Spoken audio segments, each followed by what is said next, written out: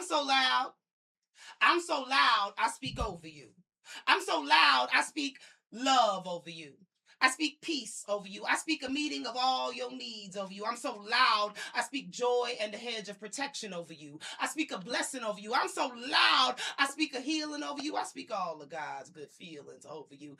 I'm so loud, bold, in patterns so flattering in matters of fashion. I'm meant to stand apart. In a world so drab and dark, I'm neon for the peons. I color your life bright. I'm an undeniable light, a reason to gaze, a glow for your shade. I'm so loud, volatile with the volume booming out your bass, tearing up your tweeter, speakers about to blow, sensory overload. I'm so loud, thick as clouds sitting in the atmosphere. The contact got you sat right here floating and focused. I got that vacuum seal potency. Open me up, I'll air this bitch out. I'm so loud. I'm loud like Lord, she got a set of lungs on her. Like life and death lie in the power of the tongue on her, manifested from the moment she opened her mouth. I'm so loud when I shout, black and proud, like I'm about to let all of my ancestors out. I'm so loud, I bring the walls of Jericho down. While I lift your vibration up. So my bad if you waking up, if your soul is shaking up, if my intonation is irritating your complacency, if my amplitude is agitating your sense of agency, because I'm so loud, like a stadium crowd, ready to rock you, eager to unlock you, happy to unshackle you and wrap you in something shatterproof while these hurts unearth the gratitude buried beneath your burdens. Songbird got a word for your hurting, because I've been flirting with the furies. Amongst the sirens, I reign supreme. I'm so loud, my quiet riots, even my silence screams. I'm so loud, I echo the energy of the echelons of queens. I bellow like Mama Brenda did on Chicago poetry scene. She used to say, somebody better say something. I'm so loud, I holler like Zora Neale Hurston, bursting at the seams. She used to say, you better make some noise before they kill you and say you enjoyed it.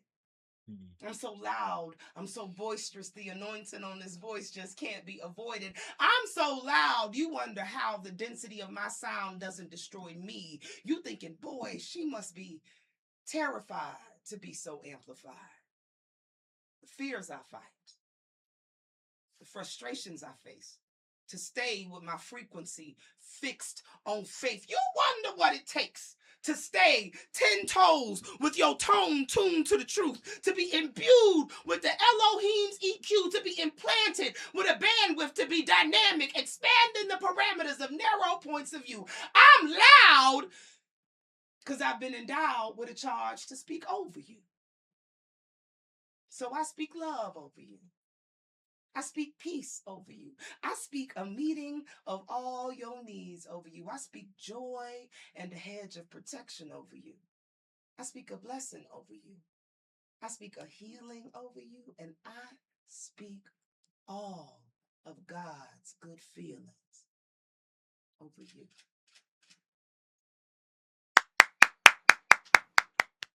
My name is A Joyous Being. I go by all expressions and pronouns regardless of what you are seeing. And I'm a creative jack of all trades, but I find poetry to be most freeing. Job opportunity you don't get, so you retie.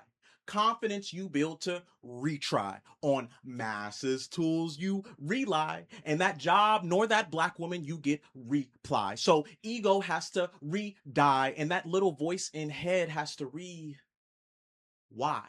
And you're watching the Spotlight Poetry on Cluster TV. Thank you all for joining us today. And we were just blessed with the presence of a legend, of an OG, Miss Theresa, the Songbird. How's it going? It's going great. All right, awesome. Oh, please make sure you pull the mic closer to you, miss. No problem. There you go. Yes, ma'am. And, well, I have a voice to carry, so I just assume that every mic can hear me because I have that kindergartner, auntie, authoritative teacher voice. You know what I'm saying? Yeah, I mean, it's almost like you were meant to be on the stage. Hey, I'd like to think so. Yeah, and you've been on many stages, performed with many talented people, and I'm honored that you decided to bless the Spotlight stage. Is the Theresa the Songbird that people see on stage the same that your family and friends see off stage? So I think the best example of what that looks like is my family would say what the world gets is like a very amplified version of that, right? Like what most people get to see is the volume turned all the way up. What my family gets is probably about somewhere between 30 and 50%. And once we get past 50%, they'd be like, Theresa, you're doing too much. Sit down somewhere. And I appreciate that, because if I did not have the balance, you know, I think a person like me who has a lot of talents, that, you know, I don't just do poetry, so I do a whole bunch of different stuff, right? And if I didn't have that regulation, somebody to just keep me grounded and remind me that I'm not the only person in the room sometimes, you get a real conflated ego. It can take you some places you don't necessarily need to go. Yeah, absolutely. And, you know, you mentioned that you don't just do poetry, you also are a playwright, you're also an author, a teacher as well. I do a whole bunch of stuff. Yeah, and, you know, people see all the standing ovations and they see your performances, but they don't necessarily see all the work that goes into it. So what's some of the work that you do that many people may not notice? Man, I spend a lot of time on a computer. I spend a lot of time I have like 2 laptops, an iPad. And everything is always on doing some kind of work. If I'm not on a computer, I'm making notes. I'm always writing. I'm always creating something. And it sounds fun. And for me, it is fun. You know what I'm saying? But it can get very detailed, and you have to really be attentive to the minutia, to the details, to the small things, especially when you're doing productions that involve other people. You know, because you're the person with all the answers, or at least you're supposed to be the person with all the answers. I'm often doing things where I am learning, or it's my first time doing them, and I am involving other people in the process. So to have answers when I'm still trying to figure out what the thing is that I'm doing, it can be kind of intimidating, but you don't get the opportunity to be intimidated when you're expected to be the leader. Yeah, and definitely when you're doing all those creative endeavors, there's a lot of different things that you may not even think to pop up that you have to be on top of when you're doing it, especially the business side of it. But I'm grateful for that, because I have a great team. You know, most people who know me really well know that, you know, I have 2 little sisters. They're identical twins, and my sisters are the primary members of my team. I also have a role manager.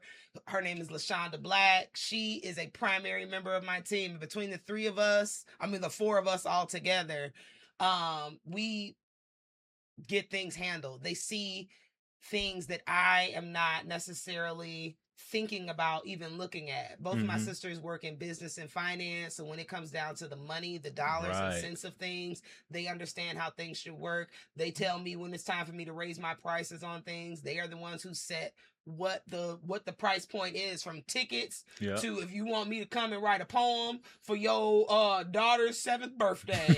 All of those things, the twins tell you guys how much those things cost. If you ain't got the coin, the twins are going to be the ones that tell you, I'm so sorry, Theresa Songbird won't be able to attend for this event. I'm so sorry. That's their job, right? And LaShonda is the one who's like, oh, when we're at an event, she's the one who's like, you need to be over there. You need to be talking to that person. Come on over here. Let me introduce you to this person. Have you never met them? They've never met you. Excuse me. Have you never met this one-of-a-kind, prolific spoken word artist? She knows my resume better than I do. I be forgetting we done been places. I be like, girl, I did poetry on the moon. You was there with me?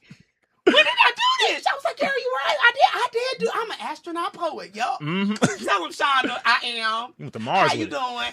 You need those people, though, who can see what you can't see, and who love you in a capacity that you didn't even know that you could be loved in, or that you required to be loved in. Yes. And and you mentioned in your opening piece about how the ancestors go through you with your poetry. One of the interesting things I learned when you were writing You So Black, you said that the ancestors were cheering you on, like, you go, girl. That's how you do it. Yeah. So are the ancestors, do they go through you in every poem, or are there like specific pieces where you could really sense it? Okay, so look, Theresa the Songbird spent a little while touring as a headliner and a partial, like a director for Punani Poetry, which is an erotic poetry troupe. And I would like to think that my ancestors left me alone to do those poems by myself. I really would hate to think that my great-great-grandmama was like, and then you did what? With what moisture? Well, how do you know they weren't trying to live through you in that moment? That's not a moment for no Patrick Swayze ghost moments. You need to stay where you are. During them moments, it's just me by myself. But when I'm doing the uplifting stuff for the community and all of that, I would hope, even in general, in all things and in all seriousness, I would hope that everything that I'm doing makes my ancestors proud. I hope that everything that I'm doing, my grandmother who passed away when I was like 21, before I had done any of anything, she made me a quilt that I took with me to college and all of that. You know, and the quilt hasn't kept up very well over the years. So when it started falling apart, I would take pieces of my quilt and pin it inside of my clothes whenever I did television shows, so I could take her with me, because she never really got to go a whole bunch of places. But I'm like, Grandmama, I'm going places. I'm going places, and I look like her. I didn't, you know what I'm saying? I'm going places with your face, and you're finna come with me everywhere I go. And people gonna know that this is Clara Drain's granddaughter that's doing all of this. How influential was she in your life? You know, I think everybody gets their grandmamas, right? And everybody may not get to be really close to all of their grandmamas, but I feel like anybody who got two grandmamas know the rule. You get a nice grandmama and you get a mean grandma. She wasn't the nice one. No, she was. Oh, okay. And see, now my living grandmama is gonna see this and be like, "What you mean?" Right? But looking through the eyes of a child, right? What I had was one grandmother who doted on me because she didn't have other children to distract her, right? Like, I was her main focus, me and my sisters, and I have one other cousin. She had 4 grandchildren, 1 boy and 3 girls. She loved all of us, and she had the room to love all of us. On my other granny side, she got 10 grandchildren. 3 of them live in the house with her full time. Like, she just don't have room, and she didn't have room for all of that. So it was Theresa going to get, Theresa going to do, Theresa down, Theresa get out of my face. Where the other grandmama was, Theresa, what you want to eat? Theresa, I bought you this. I'm finna come and see the girls for the summer. I'm going to spend my whole summer just with these 3 children because I have the time. Now I get that. But when I was little, that was the nice granny, and the other one was mean. You know? I think the duality of both of them definitely does play a role. You know, Absolutely. The nurturing that one gave you, but also the responsibility that the other gave you definitely played a big part in your life as well. Absolutely. And my living grandmother was like, she was a school teacher, and then she was a principal. And it seems like, you know, we hear so often that we have educators in our family, but to me, my living grandmother is like a superhero when she tells her story about the life that she lived. And you think about, like, being a teacher in a small town is already a thing, but to be a principal, to be a Black woman and a principal of an elementary school, you think about how many children lives you've affected. My grandmama, 93, she just led she was the grand marshal for the parade they do there every year. This is like last week they just did this parade. And for my grandmama to ride down the street and people walk up to her car and she'd be like, "Yeah, I taught your daughter. I taught your mama. 93. I taught your grandmama." Yeah, 93 and still alive as ever. Yeah. Yes, man. Well, I definitely want to get more so into just your process of writing and just your creative process in general. But I would like to hear a second piece. Do you want to preface that second piece beforehand? I don't know what I'm about to do because I didn't think about it. And luckily for me, I have lots of poems. So it's going to be a surprise for all of us. What poem comes up next? Well, yes, I already know it's going to be a great poem. Well, before we get to hear this next piece, I want to give a quick shout out to Wit Media, the creative director and videographer for the Spotlight. If you need your vision to come to life, he can make it happen. So make sure you hit up Wit Media. Now, let's get to the poem.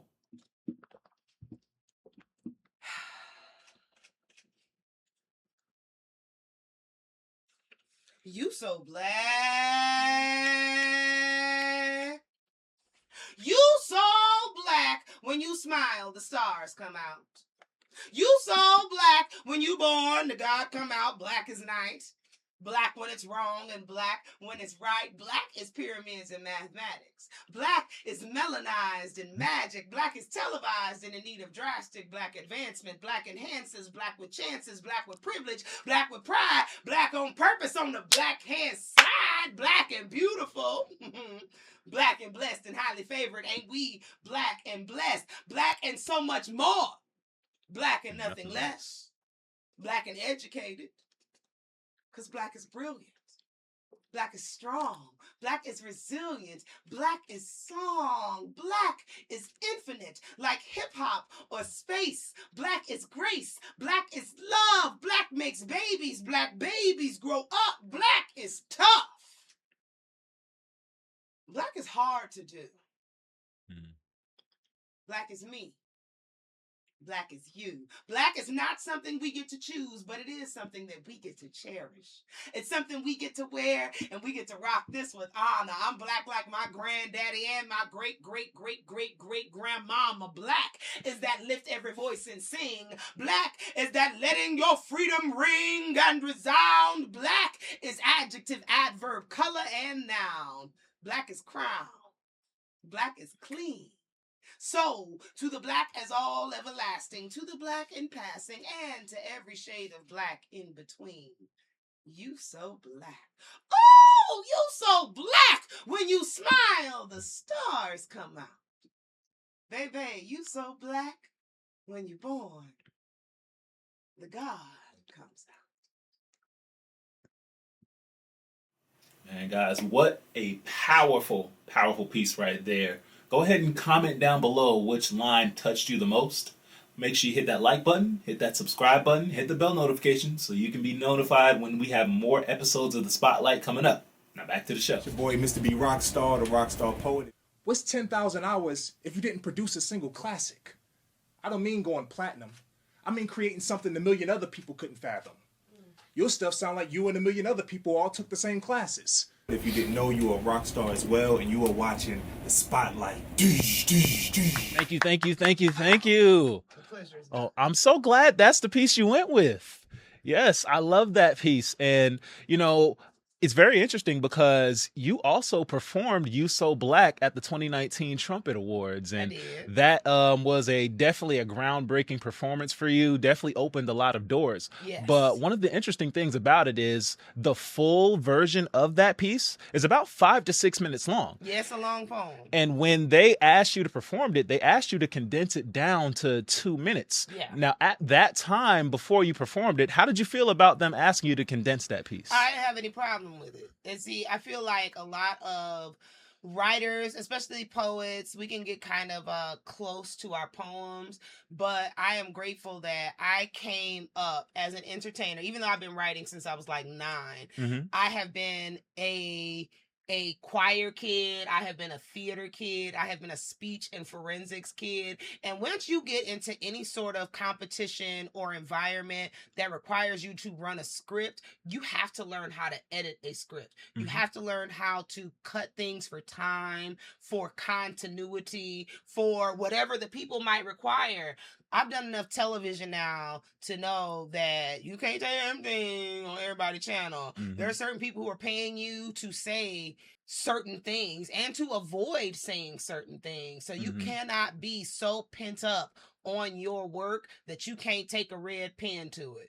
Yes. And, you know, 4 years after you performed that piece, you eventually wrote a children's book titled You So Black as well. It ended up winning an award as well in 2024. So, you know, how did it feel kind of converting that piece into a children's book and seeing it come to life? I feel like I tell people all the time when it comes to my children's book that it is a work of the Most High.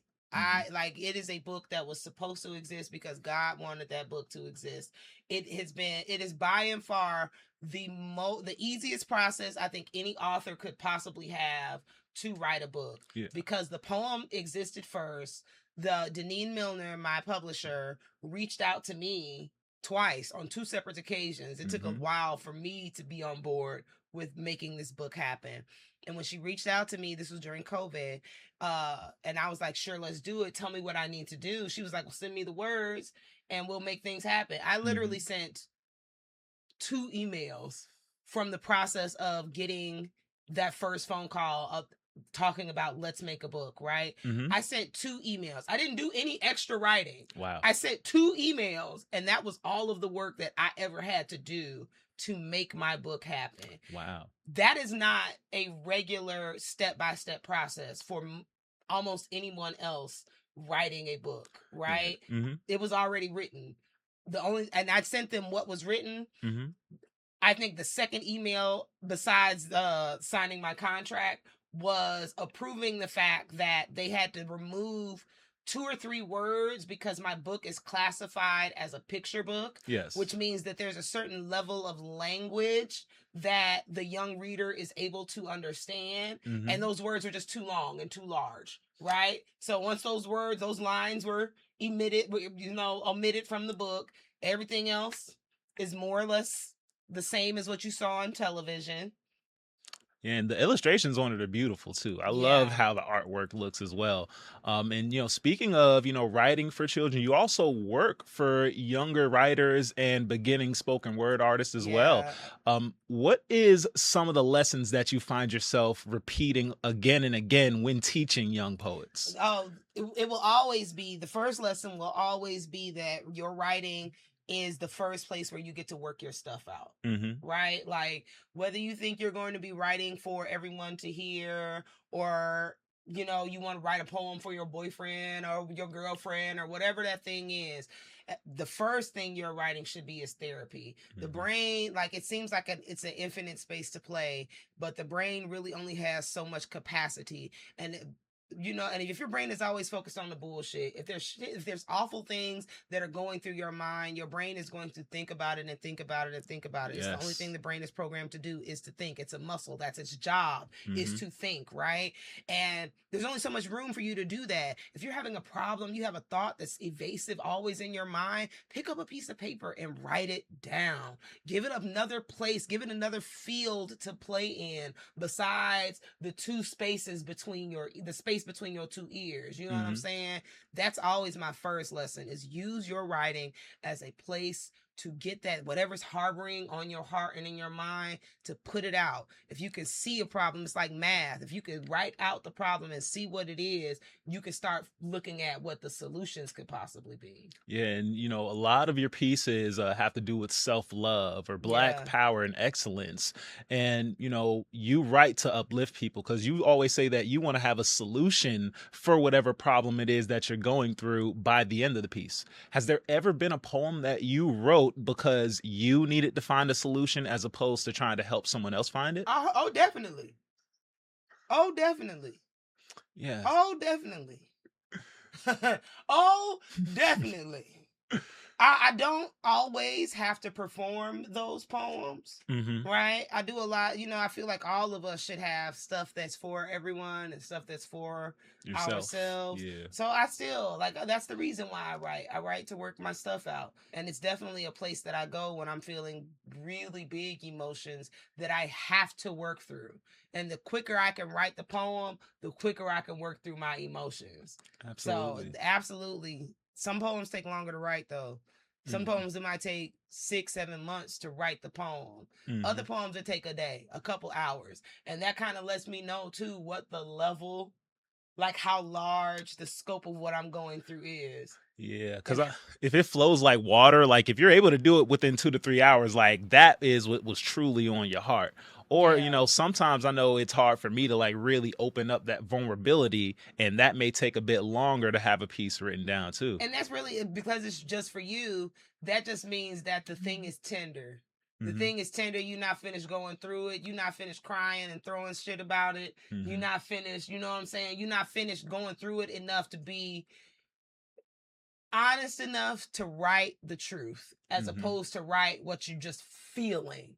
You know what I'm saying? Right. To write what the instigatory thought is. To really write the truth, you got to sit in it. Right. You got to sit in it. And sitting in it is uncomfortable often. But I find that the poems that inspire the most people, truly down on the inside, are the poems that we toil to bring up. The same way the jokes that we laugh at from comedians, the thing that inspires those jokes are normally the most fucked up things about their life, the most awful experience they could go through. It's the same with poetry. It's going through awful experiences and seeing the world, seeing the fucked up things in the world that allow us to turn them into these beautiful words that move people to be so different and change the course of whatever they're going through.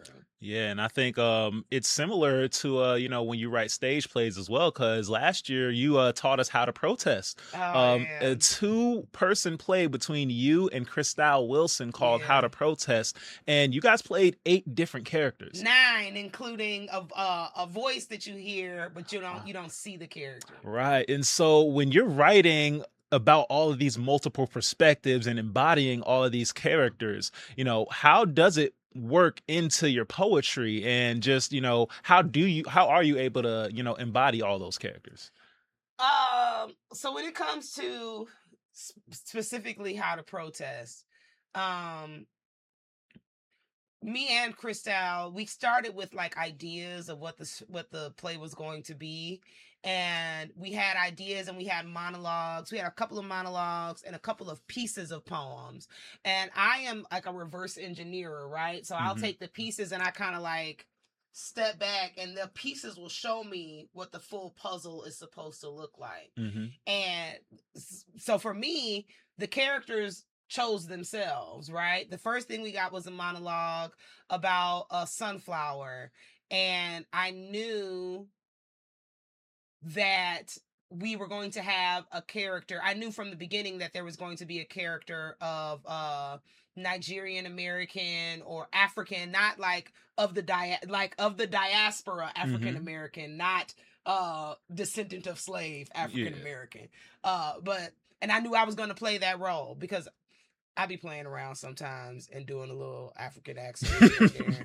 And I didn't want it to be funny though, right? I didn't want it to come off like I was poking fun at the African experience or the culture. You weren't sincere. At all. Yeah, I wanted it to be sincere. And the story was so sincere. And the story is kind of an allegory of this idea of being stolen away from home and the importance of how we continue to grow and nurture ourselves while being beaten down. But in knowing that, like, I knew that I was like, this is the perfect story for this character. And from there, I could build out all of what that character was because this story became the heart of who she is, right? So for me, the characters, right, once I have the heart of a thing, it doesn't even matter. Like, that's all you need. Like, it's like a doll, like a fairy tale or something. Once I have the heart of what it is, the character blooms around it. Yes. So what are you most excited about as we go to the next season of your life? Oh man. So we are acting, we're doing all of the things. So I have filmed some stuff. I just did a vertical series for my homeboy. I play a mother who has just recently found out that her son is homosexual and the mama is not with it. And the mama is not with it at all. And I thought that was going to be difficult for me to play initially, but I had fun with the script at the end of the day. So now I'm going a little bit viral with the LGBTQ community, which I appreciate, but they've been talking about me because my character is wild, shawty. That's how good it is. But it's not me. My character is wild. So I got to do that. I'm in a new movie coming up with Malik Salam. I am producing. I'm just getting ready to start filming and doing some short films and some music videos. I've never done that before. So it's like I said, one of these things where I've invited all these people in and now I'm supposed to be the leader. I don't have a clue what I'm doing, but I'm pretending like I do. And I just filmed. I haven't told anybody this. So this is like exclusive. This is exclusive. I think I can tell y'all. I hope they don't leave me on the cutting room floor. But I just filmed an insert to represent Atlanta on behalf of FIFA. That's going to be played in front of the semifinals game on Tuesday. Yeah. Wow. Okay, that's amazing. Yeah, Definitely man. gonna So be we on the got some lookout things for going that. on. We international. Oh yeah. Well, listen, where can the people find you to be able to keep up with all of your projects and to keep up with the Songbird? Oh yeah, okay. So I'm easy to find. I'm everywhere at THA Songbird. That's THA like Atlanta. THA Songbird. That's the social media. That's the website. That's the Cash App. If you are feeling spicy, you just put the $ in front. The same thing. THA Songbird. I ain't turning down nothing but my collar and Dusty Brothers, as my homegirl Georgia Me would say, in this new and upcoming season. So send me whatever you think you need to, including a polite DM. A polite DM. Don't be shooting your shot. Come see me about the business, though. You want to make some movies. You want to make some music. You want to do some poetry. You want to act in class, course. I do all the stuff on top of other things that we haven't talked about today. But for those things, I'm always accessible, and I love to talk about poetry, and I love to pop out for poetry. You know that. But yeah, Yes, holla at ma'am. me. Oh yeah, she's always outside. You can find her at open mics, every once in a while. She has the Yes. certified open mic coming up soon, August Yes. 8th as well. So 18th, August 18th, 18th. is Certified Vibes. Okay. And I'm also the host at Apache. I host every first Sunday at Apache Cafe. Shout out Fawn Moore Photography. He has been doing all of the photography that you've seen for the Spotlight this season. If you need any photography done, tap in with Fawn Moore Photography. To my sons, this yet to come.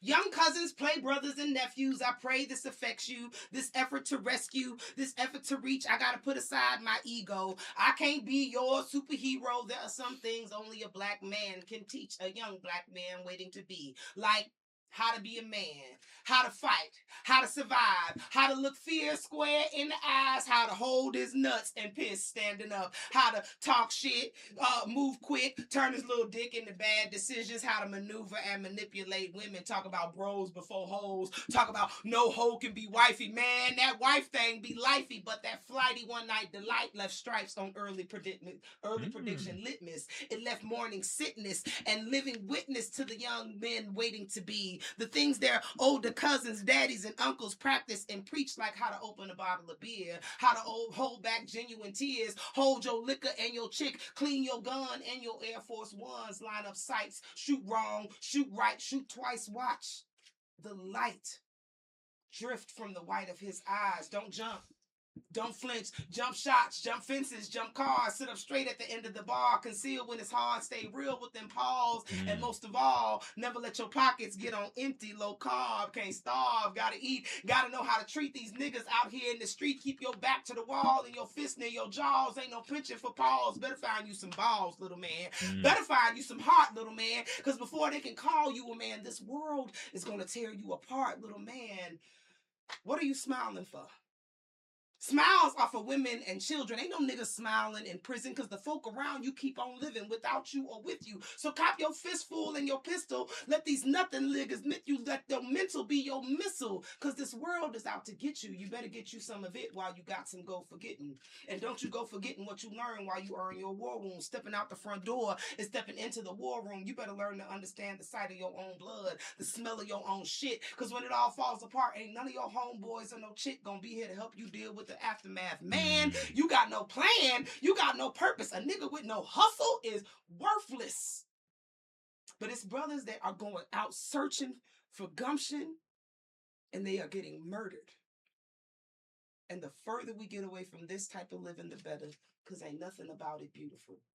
I mean, ain't y'all sick of pouring juice for the youth and vodka for the partners, black suits and funerals, homies gone too soon, baby mama and junior posted in the front pew, little man grow up to act like a dad that he never even knew. So little man, take advantage of the lessons you've been told. These fools want to take your life and this world want to steal your soul. It's up to you to protect them both. To practice your actions and tailor your speech, and even then, you might end up another casualty of these streets. Another sucker to the system. Another product of conditioning. Another panting Pavlov's dog when you are really a man of God. Little man, that's what you are. You like Superman. Skin stay blacker than molasses on an African or midnight in the sky. Swag to keep him high like he could leap a skyscraper. Show you what the mind is made of. Steel and God's will. Like even if you beat your odds, you'll still be just another hero in disguise. But I see you, black man, and you are fly like Superman. Wow. Beautiful, beautiful, beautiful piece. Thank you so much, Theresa, for joining us at the Spotlight. Thank you for having me. Yes, ma'am. Oh, Oh, y'all There you didn't go. know Hey, she was a ninja. hey, that's a good catch right You there. didn't know. She had the swifts. If you can catch a fly, a pebble in the palm of your hand, I got the 5-finger touch. Okay. Yes, man. Well, thank you all for joining us. If you are watching on Cluster TV, thank you so much. If you're watching on YouTube, go ahead, hit that like button, hit that subscribe button, comment your favorite part of the episode, and hit that playlist at the end of the video so you can catch up with more of season 2 of The Spotlight. My name is Jerome Boateng, and I'll see you guys next time. Peace. So you stay perpetually trapped in a loop, compliant. Then weaponize suppression on femmes, saying no one time they can't be reliant. Can't come together is because people are too egoic. People are too prideful. Oh, I don't like this person in the community. They did this, they did that. I'd rather try to watch out for someone that has been under the same international genocide that we of the Black diaspora have experienced versus one of my oppressors. Job opportunity you don't get, so you retire. Confidence you build to retry. On masses tools you rely, and that job nor that black woman you get reply. So ego has to re-die, and that little voice in head has to why? It's not viable for Black people in general. They don't talk about the trauma that we have stored in our DNA. They don't talk about our neurospiciness or our talents in ways that are empowering. They talk about it as if they're illnesses, when in reality they're responses to the neurotypical society that we refuse to live in. By now, you think bygones would be bygones, but you busy bought into bygones that beat us black blue, make us bygone. Wish you learned your lesson by now, but you bought into those bygones that tell you to buy now. Buy now. I'm Dawn, and that was such a great episode. Don't forget to like, comment, and subscribe for more in the future.